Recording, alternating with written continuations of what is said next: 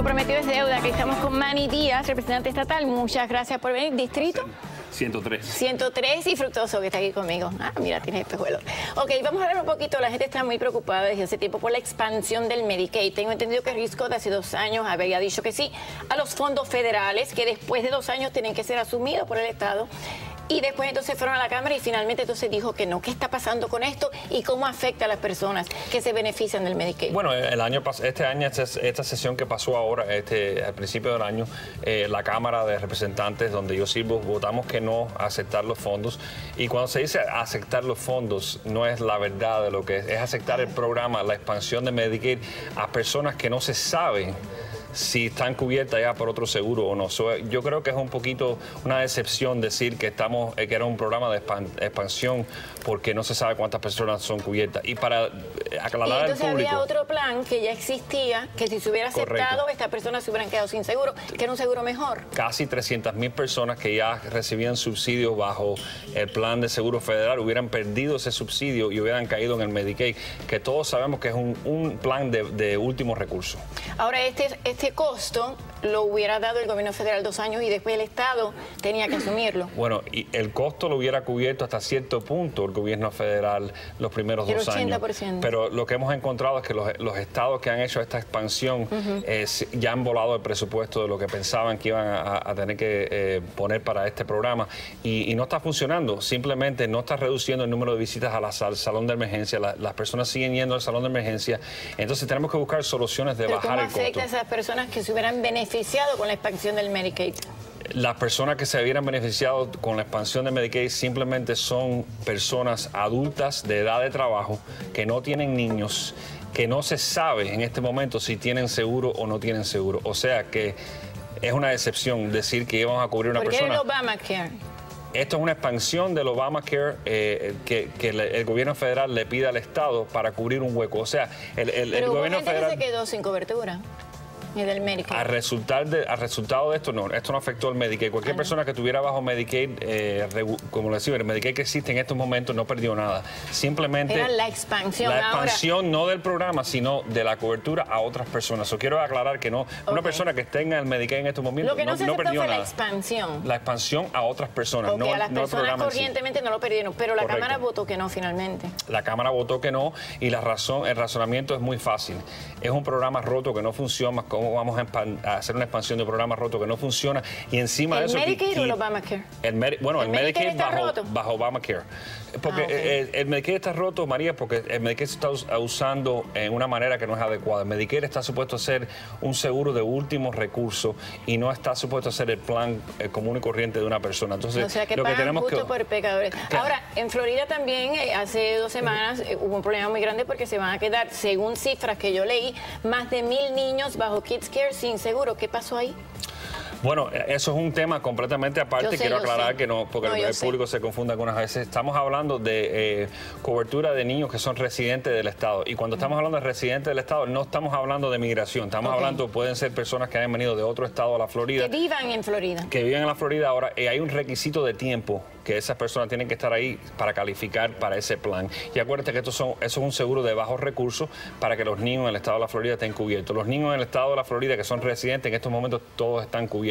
Pero bueno, es normal que deba vivir aquí 5 años porque si viene a otro estado puede venir, recibir los beneficios e irse, pero entonces ¿por qué se quedaron sin seguro 1,000 niños? Bueno, otra vez, eso es una cifra que estamos estimada tenían los requisitos. y no estaban dentro de los requisitos del plan de la Florida. Yo creo que es justo lo que dijiste, que es nosotros nos tenemos que preocupar por los residentes de la Florida, que son los que pagan los impuestos aquí, y claro que no queremos ver a un niño sin seguro, pero tenemos que hacer las cosas bien hechas y investigar, y son niños. Hay que buscar una manera de resolver ese problema y evitar el fraude. Sí, el departamento de ACA, que está encargado de la salud del Estado, está buscando una manera de resolver ese problema, y si no, tenemos la sesión... ¿El Affordable Care Act es Obamacare? Bueno, ACA es un departamento del Estado también.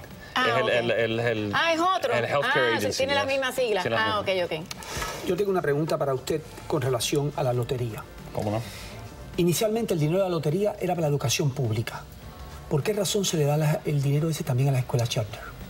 Bueno, la pregunta de la lotería, voy a aclarar primeramente que yo creo que la lotería se ha ido un poco fuera de lo que el inicio, una expansión sin permiso legislativo. Yo creo que es un juego que le va a las personas más pobres, ataca a las personas más pobres de la comunidad y gastan el dinero que algunas veces no tienen. En segunda, el dinero de la lotería se usa para estudiantes en el estado de la Florida para un tipo de beca. Okay, que son cualquier estudiante público en el estado de la Florida. Acuérdate que las escuelas charter también son escuelas públicas, con fondos públicos. Simplemente son estudiantes, no pagan los estudiantes para irse a escuelas, son estudiantes públicos. Ahora que tú con las escuelas charter, usted es un educador, usted es un hombre que ha trabajado en el sistema público y ahora trabaja en la escuela charter. Bueno, yo trabajo en un college, que no es una escuela charter, pero sí trabajé 20 años dentro de la escuela. En Hialeah, ¿no? Viceprincipal. Sí, estuve en Hialeah. ¿Usted no cree que hay un conflicto de intereses en eso? Ninguno. Nosotros, cada legislador tiene su propio trabajo, somos part-time. Hay abogados, hay médicos, hay maestros de la educación pública, hay maestros de la educación privada, hay directores, hay personas de negocio que tienen muchos estudiantes. Somos una legislatura de part-time. Pero las escuelas charter le sacan un poco de dinero a la educación pública. Y ahí es donde no estoy de acuerdo. Las escuelas charter son educación pública.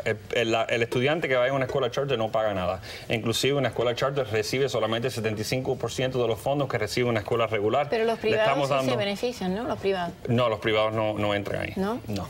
¿Las charter no? Los charter no son escuelas. Los charters no son privados. No son privados. Es una escuela pública manejada por un board individual. Quiere decir, el estudiante tiene que seguir las mismas reglas públicas, inclusive el FCAT o el examen nuevo. El dinero no le da. Usted no 75% menos entra a una escuela pública charter y el estudiante se beneficia lo mismo. La educación pública fue diseñada para darle educación al público sin costo. Entonces no hay escuelas charters privadas. Se la estamos dando.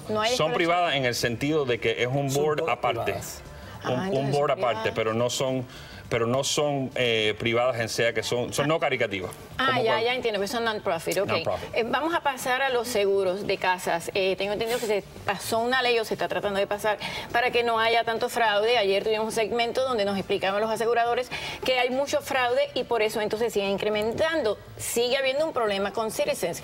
¿Por qué se permite entonces que los costos de Miami-Dade, que es el sur, siempre sean más altos que los del norte, que es una batalla de mucho tiempo en Tallahassee? Y María, eso lo hablamos un poco y muchas veces se ven las leyes que pasan, se hablan de las leyes que pasan, pero no se hablan de las leyes malas que no llegan a pasar. Y muchas gracias a la delegación de nosotros que está junta, republicanos, demócratas, no importa dónde sea, del sur de la Florida, evitar que pasen esas leyes que nos hubiera subido los seguros 30%. La pelea ahora es buscar una manera de reducir el número de coberturas bajo Citizens, que fue diseñado otra vez para una aseguradora de último caso y crear competencia para que puedan bajar las primas de los seguros. Pero sí, está correcto, no es solo una batalla norte-sur, sino una batalla de las costas, porque las ciudades en el estado que están alrededor de las costas pagan unas primas más altas. ¿Pero no hay un huracán? Exactamente. Aquí no, hace 10 años que no tenemos un ciclón, entonces, ¿por qué estamos pagando más? Tenemos que quitarle la tapa a eso y poder dejar que entre la competencia para poder bajar esas primas. ¿Y esta ley que se iba a pasar para que los requisitos fueran mayores?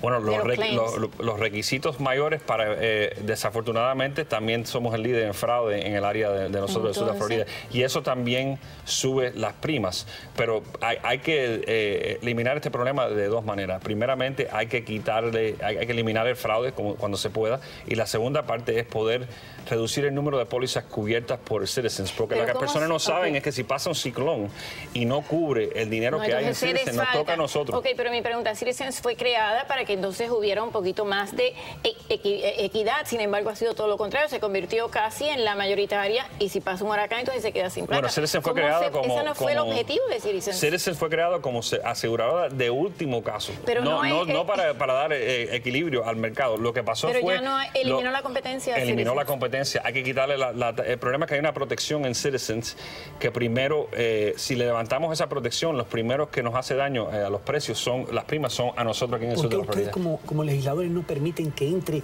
todas las compañías de los Estados Unidos aquí?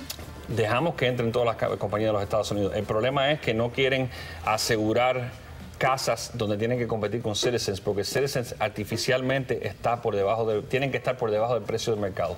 Y por eso es que tenemos ese problema.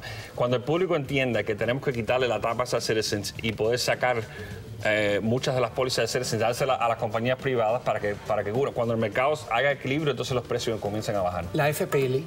¿Cómo la FPL va a financiar un proyecto fuera del Estado con nuestro propio Muy buena dinero? pregunta. Eso es una buena pregunta. Ahí Estamos sí haciendo... no hay Ustedes tienen la competencia. responsabilidad de no permitir que la FPL no suba. Y Bueno, nosotros, vamos a estar claros, nosotros no tenemos, la legislatura en el Estado de la Florida no tiene la responsabilidad sobre los rates. Hay una comisión de servicio público que no son electas, sino puestas por el gobernador, que maneja los rates. Y yo creo que eso es un problema, no la comisión, pero sino que creo que y no es un monopolio, y no es un monopolio. En el Estado de la Florida hay 5 compañías de electricidad. Lo que existe es un mercado. ¿Cuáles son las otras? Duke Energy, hay unas cuantas. Inclusive los Cayos tienen su propia compañía de electricidad. Lo que sucede es que en el Estado de la Florida tenemos está dividido por región. En otros estados, por ejemplo en Texas, es abierto. Pero surgen, en este caso tenemos el problema que habla el señor, aquí de lo que es financiar cosas afuera y los rates. En el caso de Texas, donde está completamente abierto, hay muchos problemas con el servicio. Pero, por ejemplo, FPL acaba de recibir una aprobación en un incremento para explorar durante muchos años lo que podría ser una nueva forma de energía. Pero ¿por qué entonces? ¿Por qué los contribuyentes tienen que hacer eso cuando realmente ellos no tienen que financiar ese experimento? Nosotros pagamos la electricidad y realmente ellos son los que tienen que invertir ese dinero en los experimentos para que después reduzcan la teoría los mía, costos. los principios míos, lo que yo creo que en un mercado abierto. Desafortunadamente no tenemos un mercado abierto cuando es la energía, porque es muy regulada. En un mercado abierto, sea compañía de teléfono, sea lo que sea, el consumidor es el que decide los precios. Hace mucho tiempo se desregularizó las compañías de teléfono y electricidad. Hace mucho tiempo. Pero las compañías de electricidad todavía están bajo una regulación geográfica y ese es el problema, esa comisión. Eso no es un problema sencillo. Entendemos que es un problema y estamos preocupados por los contribuyentes, claro. Ok, bueno, muchas gracias. Espero que venga otra vez y tu pregunta se te quedó para la próxima vez porque ya no tenemos que ir y el dictador es el tiempo. Muchas gracias. Pausa y volvemos.